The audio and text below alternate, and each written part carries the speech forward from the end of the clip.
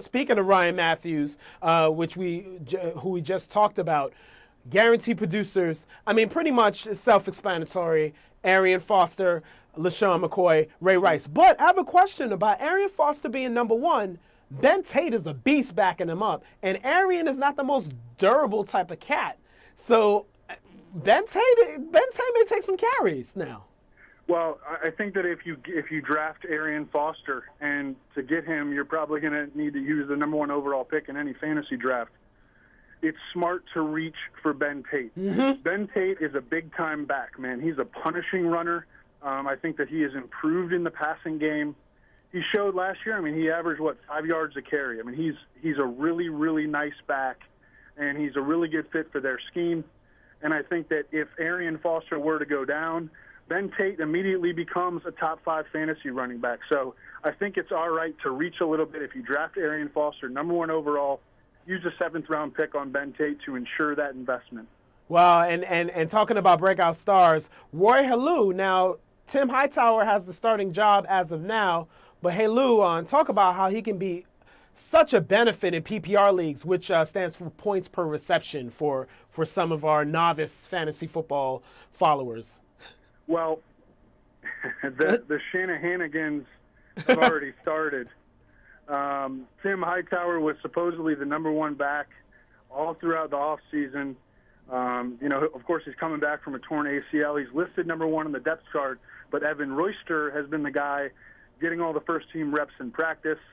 Hightower is still on the PUP list. Mm-hmm. Roy Halou is the best talent of that group. He has the best acceleration. I think that he has the best versatility. He gives you a lot more in the passing game than what those other guys are capable of. And we saw it last year when Roy Halou had that 15 reception game. I mean, he's got great hands out of the backfield. I think that he is solid in pass protection, so that when he does get an opportunity to be an every down back, he's not going to relinquish that. I think that the talent rises to the top, and the best player usually ends up getting the ball.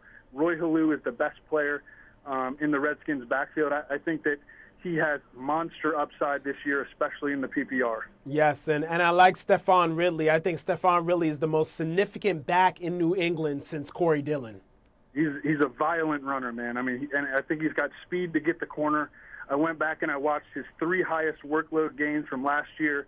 He is an underrated talent. People were sleeping on him going into the draft last year, and he ended up really looking good as a rookie. And he's going to get the ball quite a bit probably in New England this year. Absolutely. And one more thing with the disappointments, we have Chris Johnson, Maurice Jones-Drew, Frank Gore.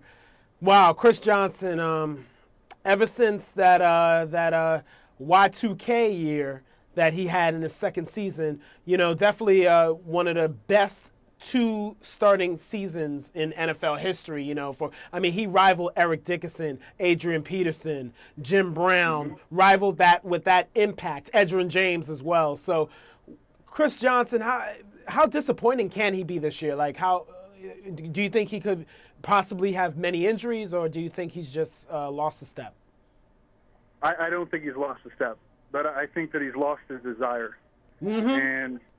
And there might have been signs of that in 2010. I didn't go back and study 2010 games, but I did study his 2011 games, and I thought that his effort in basically every phase of the game, whether he was pass blocking, running a flat route, trying to run inside the tackles, running along the sidelines and opting to go out of bounds instead of turning it upfield, I thought that his effort was thoroughly pathetic.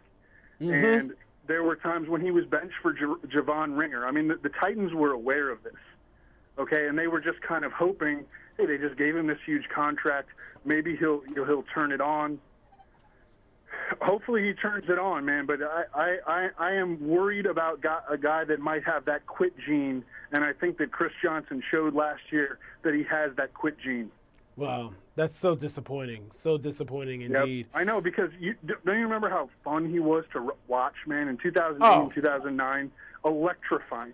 Oh my God, absolutely, absolutely. And Tennessee could have went further in the playoffs if he didn't get injured in that first quarter, because he had a hell of a game when they lost to Baltimore at home. in the playoffs. Yeah, So, I know. It's too bad. I hope that he turns it back on, and I think he's still got it in him. I mean, he can still cut on a dime. He can still outrun defensive backs. I think he's still got it in him. I think it's going to be up to him whether or not he really, gets back to his potential.